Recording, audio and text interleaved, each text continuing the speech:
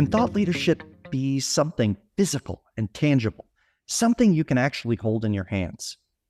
All too often, we think of thought leadership as abstract, an idea that's encoded in some way, whether words or a diagram, an image, or, every consultant's favorite, the 2x2 matrix. I want to take a look at how thought leadership can be encoded into physical objects, expanding your audience's perspective and reminding them when they need the idea the most. We talked with Stewart. He's trained as an archaeologist and historian. He now works as an executive coach and keynote speaker for Past Forward Talks. In today's episode, we'll explore the concept of encoding ideas into tangible objects to help make ideas memorable for your audience. Sean will also share how, as an archaeologist and maritime historian, he found himself in leadership development. Finally, we'll talk about how artifacts can become a silent coach. I'm Bill Sherman. This is Leveraging Thought Leadership. Let's begin. Welcome to the show, Sean. Thank you very much, Bill. Happy to be here. So today, I want to explore with you something that you and I have had a conversation around, this concept of object-oriented thought leadership. How do you change people's perspectives through not necessarily the written word or even, a framework, but an object? And to start down that road, I believe you were trained as a maritime historian and archaeology. How do you get into thought leadership from that?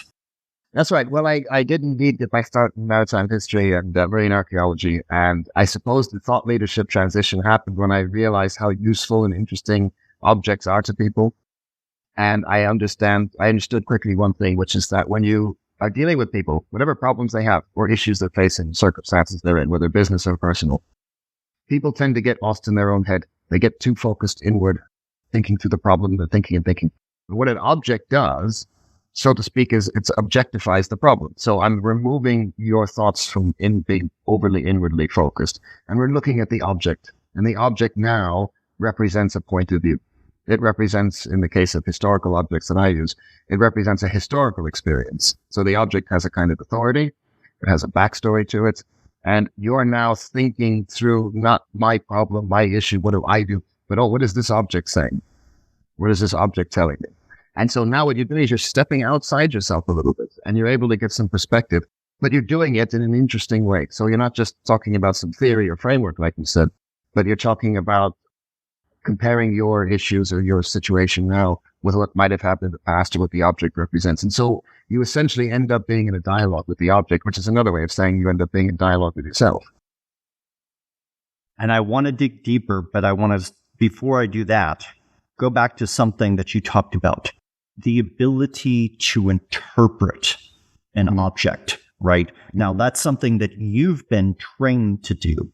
And there's an entire field of interpretation of whether we went out into the field and uncovered literally something or brought up to the surface in the case of marine archaeology. But what goes on in that process of interpretation? Because it's an artifact that is found or recovered, but is not created by the individual. And so if we get into that conversation with the object, there's a creator or a user of that object separated from us in time, right? Correct. So what I do is I suppose the art of interpretation, there is a certain skill to it, there's a certain experience that you gain, but it's essentially an art. And what you're looking at when you're dealing with interpretation is looking for meaning. So as a historian or an archaeologist, you're looking at an object and saying, okay, how does this object fit into a time frame?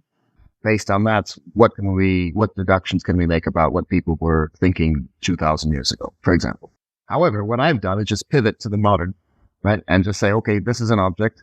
How does it relate to our story, right? So, for example, I have in my possession here a copy of a 7th century BC sculpture of a horse.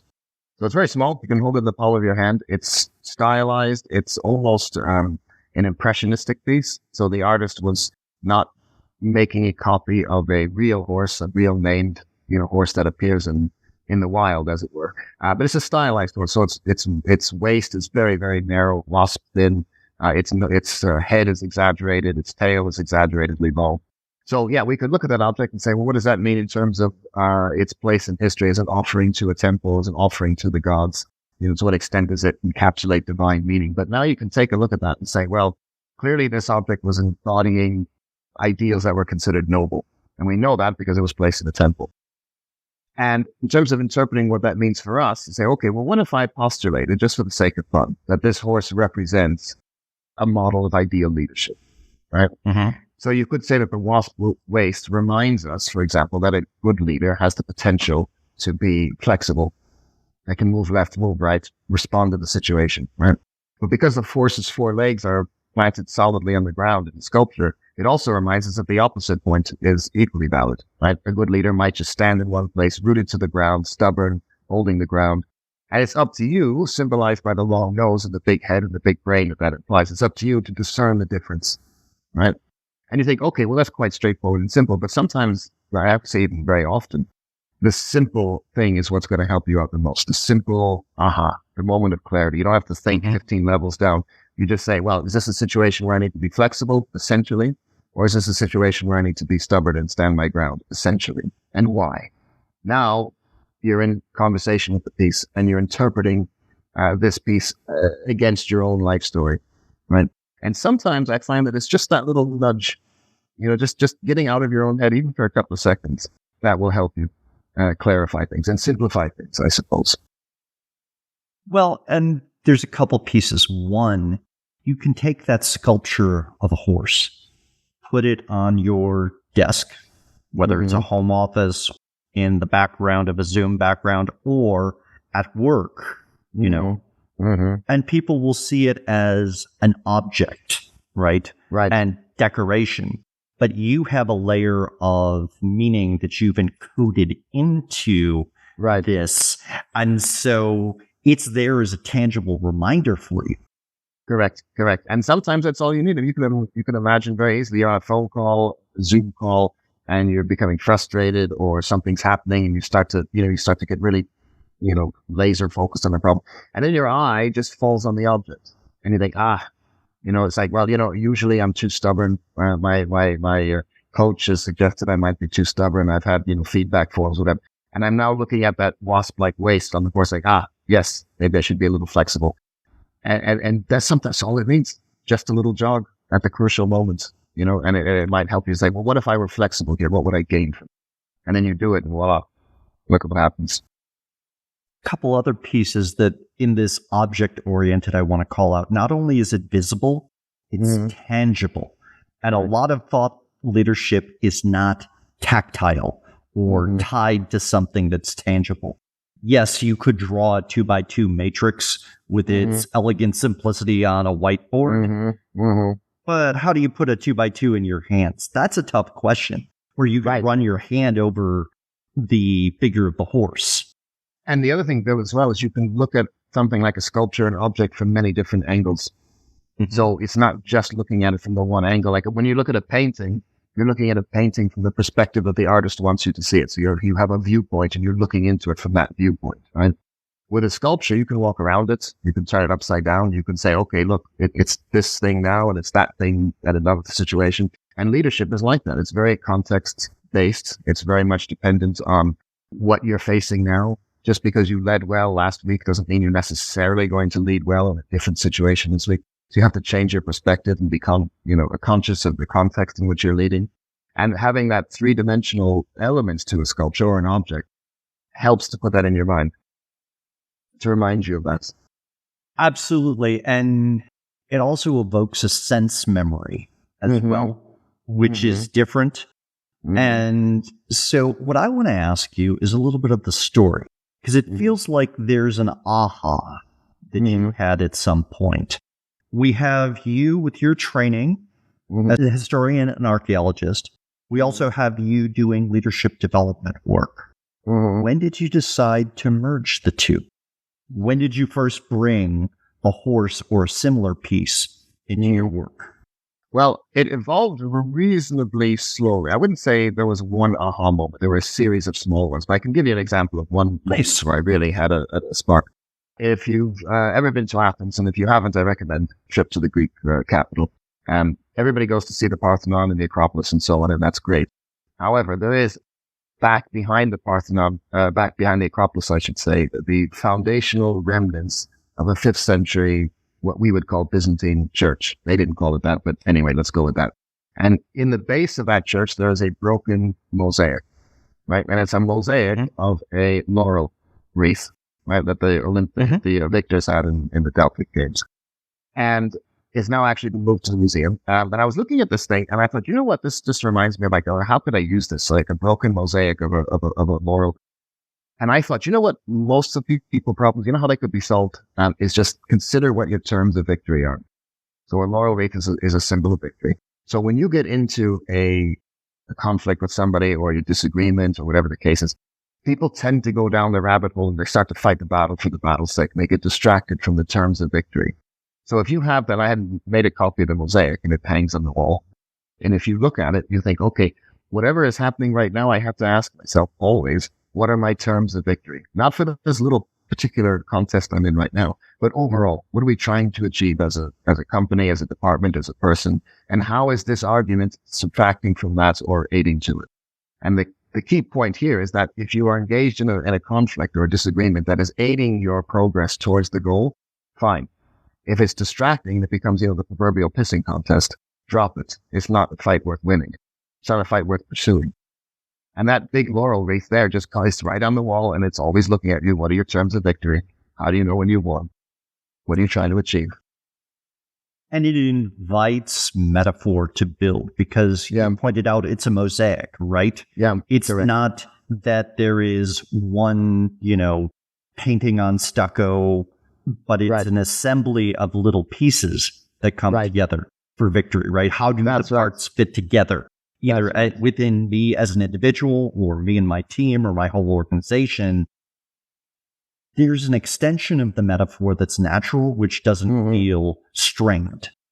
Right. And to answer your initial question, I finally I was helping somebody out actually, and this object just popped into my head.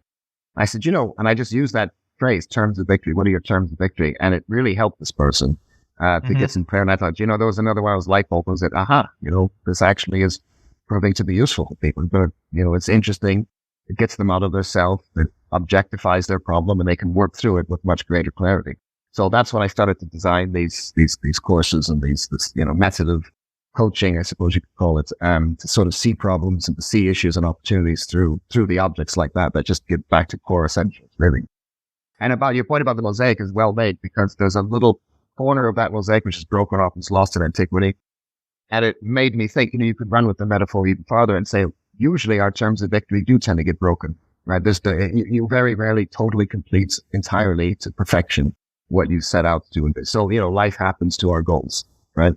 Right. However, if you substantially have achieved your terms of victory, you've substantially achieved what you set out to achieve, without allowing yourself to be distracted unnecessarily and so on, you consider yourself successful. If you're enjoying this episode of Leveraging Thought Leadership, please make sure to subscribe. If you'd like to help spread the word about our podcast, please leave a 5-star review at ratethispodcast.com/LTL and share it with your friends. We're available on Apple Podcasts and on all major listening apps, as well as thoughtleadershipleverage.com/podcasts. So this journey, obviously for you, if we talk about terms of victory, right? You've been working one-on-one with individuals, one to small group. How do you get this idea of conversation and dialogue through object out into the world? And how do you get people thinking today? And where are you thinking taking this? Because I think it's a different approach, certainly to leadership. How are you getting this idea out into the world? It's a process. It's a process of going from the small to the large. And the idea here is to give presentations. Again, just a little 20-minute presentation to a large audience, to a type seminar perhaps, or a keynote speech or something like that. And you're reaching 300 to 400 people. And what you're trying to, because the idea is so elegantly simple in its essence, you don't have to have the objects that I have. What you have to do is just think along those lines. Keep it simple, what we've just discussed. And people can start to bring one of the things I do in the workshops is tell people to create your own object. Like, think about what you are, what's a known weakness in your style of leadership, or people have pointed out to you, and what object will symbolize a potential way forward. Right? So it could be anything. It doesn't have to be an ancient artifact. It could be anything. Say, this object will remind me not to be unnecessarily, unduly stubborn, for example, as I know I'm prone to be ill, for instance. Right? So I think that it works quite well if you take one object, stand on the stage, deliver the message, and say, look, this is the example of how it works. And then, for example, one object that for me, like using an object that's quite easy to understand is an essential part of it. So I have a Mycenaean sword, 12th, actually it's 15th century BC sword. And I can talk about the sacrifice that Agamemnon made when he killed his daughter in order to sail to Troy. And the thing I talk about with that presentation is knowing ahead of time what you're willing to sacrifice to achieve your goals. Because he didn't want to sacrifice his daughter to be able to set sail from Aulis, right? But he had to. Odysseus basically talked him into it. Right? So I go through the story. But then what was the result of that, Bill? He was successful. He sacrificed his daughter. He sacked Troy. And then his wife killed him when he comes home. And Clytemnestra is not at all happy about this, right? So you think, like, that's an ancient story. And so what were the ancients trying to communicate, right? So, we can take the essence of that story. And I would say to you, when you start your business, you work in your department, be careful, know ahead of time what you're willing to sacrifice to achieve those goals. We just talked about terms of victory. Know ahead of time what you're willing to sacrifice and whether it's worth it for you. Because make sure that all of your stakeholders are aboard in that conversation. Exactly. Yeah. Now you see what you're doing right now, but you're engaging with it and looking at something. Absolutely. At this moment. And you think, look, that's just get all my stakeholders on board. And I say, that's for you. Then immediately. And for that point, we're touching across a story that has been told millennia, quite literally, right? Yeah. And whether or not you have encountered it, your reading, your education, etc., it's one that can be shared. And there's a little bit of a shadow of Joseph Campbell and the ability to plug into those stories that resonate with us, right, for different reasons. So one of the things that I love about this sort of object-oriented approach is that you could take that sculpture of a horse and you could talk to young teenagers who are having their first taste of peer leadership, captain of a sports team or something like that in school, all the way to senior leaders who have been leading large organizations for decades. And the same object can speak to each of them, and it can evolve with meaning over a career. And I think there are very few things that have that level of elegance and relevance at the same time. And it stays with us because these are shared human stories. For example, we talk about Ukraine a lot, right? So people are now geared to hear things about Ukraine. Well, I have many years ago a traditional Ukrainian mace. So it's a spiked ball with a handle. And it's a symbol of authority in Ukraine. It comes ultimately from Cossacks and so on. So Cossack, the word Cossack is Turkic and it means free. And so the word Kazakhstan is the land of free, literally. And so these were merry bands of rovers, some tough guys living in a tough neighborhood, right? But here's an interesting thing, Bill, about their way of appointing leaders. These were people who had a flow of authority. So it wasn't a chaotic organization, right? They had a power structure and so on. But they elected their leader from within their own rank, right? And when they appointed him, this is the interesting thing, they had a ceremony. They stood the person that they appointed hetman, the leader, in a place, and then his peers surrounded him. And his peers then pelted him with rotten fruit and vegetables and insulted him for 10 minutes, right? Then they bestowed on him the symbol of authority. And to me, I look at that and say, well, what were they trying to do with that? And you think, well, it's pretty clear. It's like you are not bringing power to your position, right? Your position is you're serving through your position. You're serving the position. The position isn't giving you power. You didn't bring in something inherent to this. Your position is what gives you power. And so when the Cossacks did this, they were basically making the point, don't let it go to your head. It's not you, it's the position, right? And I think that's a lesson that has to be learned time and time again, especially in today's world where, we have too many senior people taking advantage of their perks and their privileges and so on, and forgetting that they are serving the position. Position is not serving them, right? Well, and I hear echoes in that, the theory of the king's two bodies, right? Right. Yeah. Exactly. Where there is the physical body and then the political body. And it's interesting how your example of, pelting a leader with fruit and vegetables before taking on a role. Maybe it's not, the HR sanctioned promotion track, Welcome to the town hall. We're going to introduce our new CEO. But yeah, exactly. But what's interesting about the story is once you encode that story, once you learn the story and you say, okay, I can buy myself a cheap copy of a Ukrainian mace, put it on your desk. And the thing is, you will now remember that it's not you. Like, remember, Caesar, thou art mortal, right? Right. You will remember that it has meaning for you. And somebody could come in and take away the mace. And then who are you? Right? So if you're not serving the people through your leadership, if you're not a servant of the people through your leadership, that mace will and was in the past taken away. And I think that's a timely reminder for people to get their priorities straight in terms of why, again, in terms of victory, why are you in this leadership position? If it's just the money and the perks, well, you know what I mean? This too shall pass. Yeah. So, Sean, if I remember correctly, you've got a book in the works? Yes, I'm just in the process of editing it now. So I'm basically giving like a kind of vade-mecum approach, so little chapters of varying length, I suppose. So is this in some ways around the world with objects and a view of leadership through object? Yes, exactly. It's showing people the merits and the opportunities that this approach has. So I start off essentially laying the groundwork and giving examples of how and why leadership has to start with a sense of ethics and morality. And if you don't have the sense of ethics and morality, then your leadership is probably going to fail. And then once you have established that foundation, then we move on to certain techniques like the horse and the whistle and the sword I just was talking about now. So things that you might pick out of that and choose to remember or, get objects yourself that tell those stories.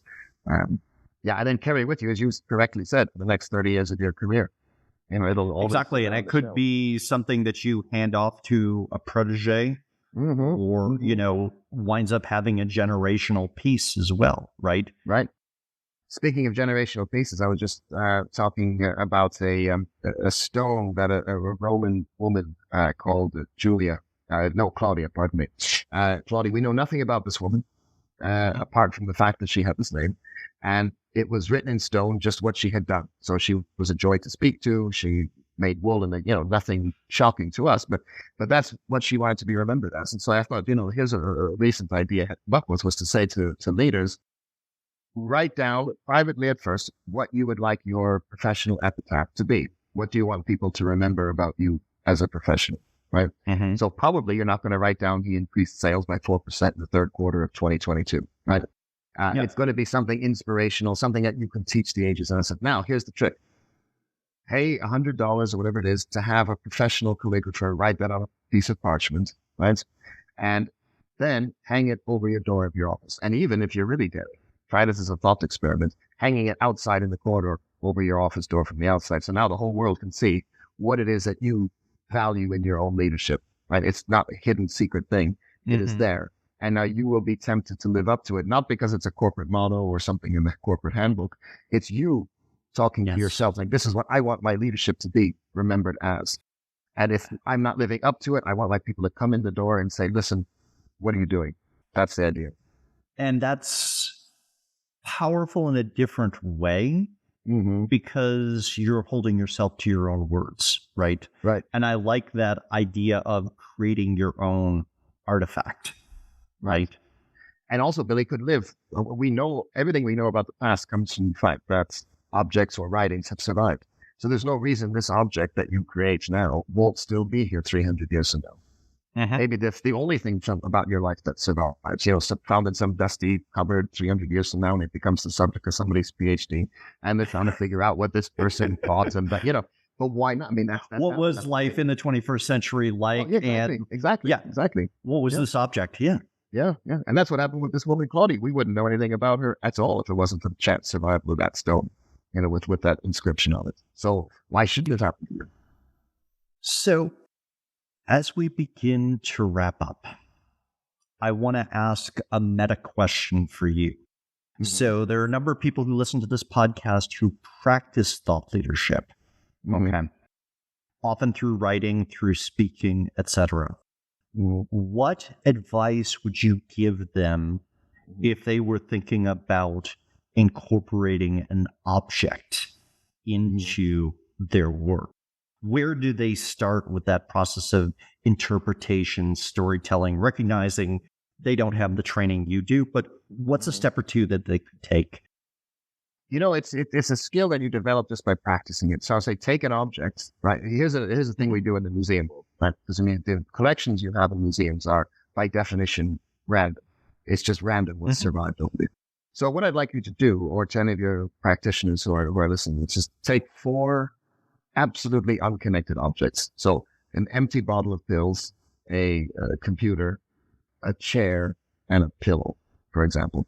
And I want you to use those objects. I want you to tell me a story about what life was like in the early 2000s, right? And you're going to have to tell that story to people that you're not in trouble. So you're going to have to arrange these objects in a way that makes the story clear and consistent. Now, what you're training yourself to do with that exercise is to think about what connects objects to each other and what connects objects to the people who are looking at them. What are the common denominators to start with? And once you develop that technique, you can now take any 4 up. You just walk down the street and look at first 4 things you see when you walk out the door. Spend your commute making a museum exhibition. So, and then change the theme. What do we know about life in this era? What do we know about, what would somebody in the future make of it? What does it mean about morality? Like, choose a theme every day, choose a different theme, and choose the first 4 objects you see, and you'll become good at it pretty quickly. That's a great piece of advice, Sean, and a powerful way to start thinking about the curation of not only objects, but ideas. How do these intersect? How do I present them to an audience that may or may not have the same knowledge, cultural background, experiences, and perspective that I have? So how do I make this accessible? What can I assume? And what do I have to make explicit? Yeah. And I think the idea is first start with what unites us as humans across centuries, across cultures, across languages, and so on. The Iphigenia story that we were talking about is still being told today, not because we're Mycenaean Greeks, no, because the story has fundamental elements that we all can relate to. What is the nature of sacrifice? The horrible sacrifice. Yeah. Horrible. Yeah. When is it too much? So at what point does sacrificing become so much that even though you earned your success, you achieved your goal, it's not worth having done it. Yeah. So that's a human story. So I'm telling it through a Mycenaean sword. Right? You could tell the same story through any number of things. And that's what I mean, like practices. How can you tell the same story using a glass, an empty vodka glass? I'm sure you could make your story about this. You probably could. Yeah. Yeah, exactly. That's the point. So, Sean, I want to thank you for joining us today. This has been a fantastic exploration into the intersection of ideas and objects. And I really appreciate you taking time for this conversation. My absolute pleasure. Thanks for having me, Bill. I appreciate it and enjoyed the talk very much. Okay, you've made it to the end of the episode. And that means you're probably someone deeply interested in thought leadership. Want to learn even more? Here are 3 recommendations. First, check out the back catalog of our podcast episodes. There are a lot of great conversations with people at the top of their game in thought leadership, as well as just starting out. Second, subscribe to our newsletter that talks about the business of thought leadership. And finally, feel free to reach out to me. My day job is helping people with big insights take them to scale through the practice of thought leadership. Maybe you're looking for strategy, or maybe you want to polish up your ideas, or even create new products and offerings. I'd love to chat with you. Thanks for listening.